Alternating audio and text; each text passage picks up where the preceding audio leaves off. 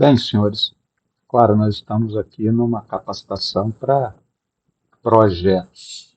Agora, como eu às vezes comento com as pessoas, é que, na realidade, as pessoas confundem projeto com processo, com operações, com atividades, com uma série de coisas jurídicas, e, bem, enfim, existe, é natural que tem, né? Porque os conceitos das palavras, dependendo da língua, ou do local, ou da especialidade, podem ser de tipos muito diferentes. Então, vamos começar falando, a gente, claro, está aqui falando de projetos, mas vamos tentar entender o que são essas operações e como se encaixa nessa história, né, de falar de projetos. Bem, primeiro, para executar qualquer coisa, as pessoas podem começar imaginando isso, né? Então, de maneira simples, é assim que começaremos nosso negócio lucrativo. Simplesmente ser lucrativo não é assim tão simples. Às vezes exige uma série de coisas, uma quantidade de coisas muito grande. Se você pegar as quantidades de operações que uma organização comum possui, as referências dizem que é em torno de 500, mas se você for pegar a UFES, o IFES ou algo mais, vai ter 1.400. Se você pega uma Petrobras, vão ter muitos milhares, ou vale, vão ter muitos milhares de atividades que você vai executar, que nós chamaríamos de operações. Quando você vai tentar entender principalmente como isso funciona, veja só, a gente classifica em três coisas fundamentais, que são aquelas que nós chamamos, né, de não estruturadas. Por exemplo, o que um grande gerente, um grande presidente faz todo dia? Não tem como saber como que ele vai fazer, por que está fazendo, e assim por diante. Isso varia muito. Quando você tem projeto, que normalmente é uma quantidade menor nas organizações repetitivas, são coisas que têm que ser entregues, mas normalmente você entrega para um gerente de projetos fazer aquela atividade. E se você tem atividade muito repetitiva, por exemplo, numa padaria, tem que fazer pão todo dia. Então você transforma isso em processo como sendo repetitivo. Todo dia vai chegar e vai fazer o pão, ou vai matricular alunos. Às vezes chega no início do mês, no caso da UFS com 30 mil alunos, tem que mandar aquilo tudo de uma vez. Né? Ou se você vai fazer uma compra, um grande projeto, vai comprar, por exemplo, aço para uma grande obra. Vai comprar muitas vezes, é um processo de compra de aço para um projeto. Vai ter essa complexidade. Agora, qual seria o seu desejo? Olha, o seu desejo é que automatizasse a maior quantidade, de forma repetitiva, e que tivesse mais tivesse menos operações não estruturadas. Então, seria algo mais ou menos assim, né? Você aumentar muito a quantidade de processos, diminuir também a quantidade de projetos, sempre tendendo para processo, mas sempre existirão coisas não estruturadas. E se você pega essa estrutura, né, a referência que o pessoal mais gosta é do Slack, né, que escreveu várias coisas sobre isso e é internacional, mas pensando nisso, como seria isso num banco? A quantidade de processos deles aumenta consideravelmente. É a mesma coisa na área de seguro, ao ponto de você até comprar seguro pela internet, né? Na fábrica de automóveis, no aluguel de carros, tudo isso tende a aumentar para processos sempre que possível, mas você tem que implantar. Inclusive, qualquer processo para implantar, você tem que ter um projeto de implantação desse processo. Basicamente, então, se você pega essas operações, de um modo geral, né, que basicamente seriam as atividades, né, que produzem os produtos, né, da organização, que pode ser bem material, serviço, informação, energia, tratamento com pessoas e assim por diante. Então, a característica das estruturadas, em geral, é o quê? Atividades executadas sem necessariamente um planejamento formal ou regras consolidadas, né? E documentadas. Porque, afinal de contas, não é estruturada, você não sabe o que você precisa fazer naquele dia. Os projetos. Os projetos, até já dito aqui, né, são esforço temporário empreendido para criar um produto, um serviço e um resultado exclusivo, não é para ficar repetindo. E processo, pegando até a ISO 9000, né, conjunto de atividades interrelacionadas que transformam insumos em produtos. Lembrando também que produto não é necessariamente um produto físico. Um produto pode ser um serviço, pode ser energia, pode ser comunicação e assim por diante. Então, quando você pega as características da não estruturadas do projeto do processo, vai perceber as características que são fundamentalmente delas. Por exemplo, repetitividade. Depende. Como está aqui escrito, né? Por vezes, faz muitas, né, vezes uma atividade sem controle. Se é um projeto, né, um esforço temporal e único. Estou falando sempre em relação à temporalidade. E o processo? Um esforço contínuo. Né, vou executar muitas vezes. A estruturação das operações. A não estruturada? Nenhuma. Afinal de contas, não era, ela está exatamente estruturada. O projeto é parcial, né? Sabe-se de atividades que serão executadas, mas não precisa indicar como. Agora, no processo, completamente estruturado. Né? Tem que saber exatamente como fazer, quem vai fazer e assim por diante. Quem é o papel funcional. Né? A equipe depende da vez que você vai executar isso.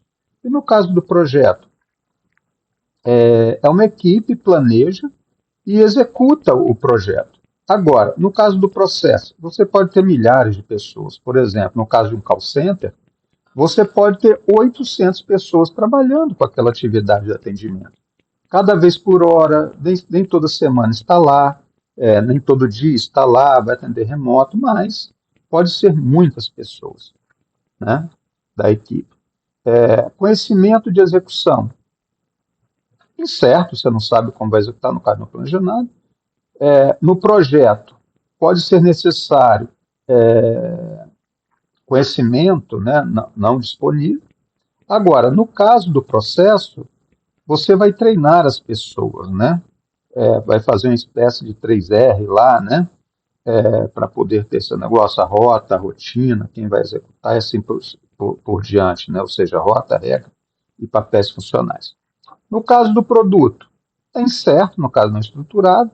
No caso do projeto, produto conhecido, único. No caso do processo, muitos produtos, né? Vai ser repetitivo isso. Então, é um produto padronizado, via de regra, ou com alto nível de padronização.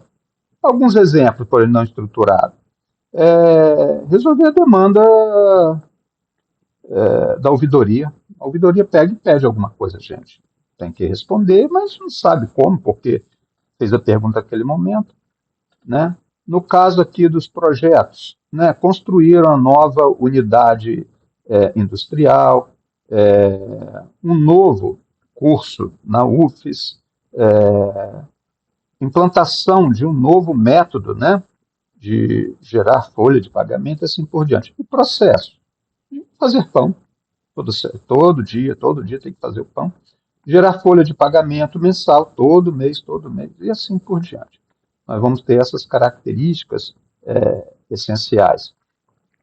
Lembre-se, o que é não estruturado em uma organização pode ser projeto ou processo em outro. Né? Por exemplo, atender telefones é não estruturado, no seu escritório, por exemplo, mas, logicamente, tem que ser um processo, no caso de um call center, que está o tempo todo atendendo ali. Ok?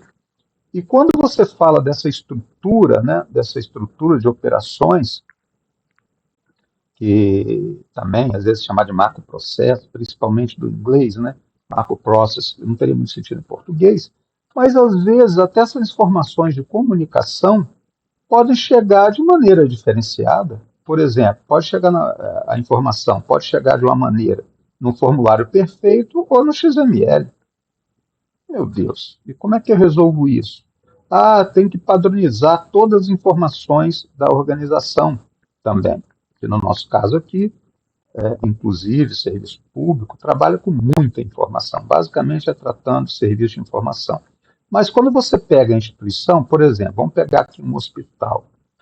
Rapaz, é muita quantidade de assessor. Na clínica, na farmácia, na parte jurídica, no faturamento, no serviço social. Ou seja, cada setor pode ter um conjunto completo, completamente diferente de informação a ser processado. Mas o que a gente tem que entender disso, e que a gente está trabalhando aqui com projeto e processo, mas pensando com foco no projeto, é entender o seguinte: em geral, as pessoas falam isso quando fala de informação. Eu tenho um grande esforço humano porque eu tenho pouca gente da TI para me ajudar. Ora, vamos pensar o seguinte: qual organização no mundo tem gente de TI sobrando? Que está à toa, não está fazendo. Olha, isso não existe. O que normalmente o pessoal tem feito ao longo dos anos, inclusive trabalhando com Lean extensivamente, é fazer o quê? Tentar reduzir a quantidade de processo e forma de fazer, que inclusive é feito por ser humano. Vamos reduzir isso? Vamos. Quando você consegue reduzir esse esforço otimizando, você também vai precisar de menos esforço de TI. Parece natural. E quando você pega qualquer área, mas se a gente pegar a governamental, por exemplo, vamos pegar a coisa de Estado, atividades, projetos e processos de Estado. Se for pegar coisa de Estado, vamos ver o que pode ter. Eu posso ter coisa na área do Estado, né? De educação, de saúde, de segurança pública, da justiça, da fazenda, da casa militar, da casa civil, da cultura, de turismo. Olha só, isso aqui eu coloquei, na realidade, mas não cabe tudo aqui que um governo faz. Claro que vale para a prefeitura, governo federal, vale para tudo. Então temos uma quantidade de projetos sendo executados muito grande, muito grande. E mesmo que você não denominasse dessa maneira, não colocasse esses setores dessa maneira, né, saúde, por exemplo, se você pega do ponto de vista dos gerentes, o que estamos querendo realmente gerenciar? O que um grande diretor, um governador, presidente da organização do mundo vai fazer? Bom, o que normalmente, segundo essa pesquisa da IBM lá fez, né, dos principais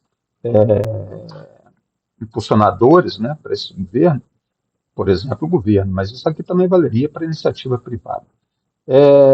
A primeira coisa, eficiência operacional. Eu quero ter maior eficiência, entregar realmente o que está sendo proposto, ser eficiente. Eu quero melhorar a produtividade do servidor. Eu preciso que ele tenha maior produtividade, em qualquer circunstância. Conformidade com leis e regulações, é claro, queremos estar sempre regulares, né? Sempre trabalhando de maneira correta. Queremos melhorar os processos de trabalho, sempre tentar melhorar esse processo de trabalho. E queremos também reduzir os custos administrativos. Em todas as situações, nós queremos reduzir esses custos administrativos de modo geral. Então, nós temos essas várias características do que seria considerado normalmente como operações. Precisamos para poder melhorar toda essa equipe envolvida e melhorar as entregas que estamos propondo nessa organização.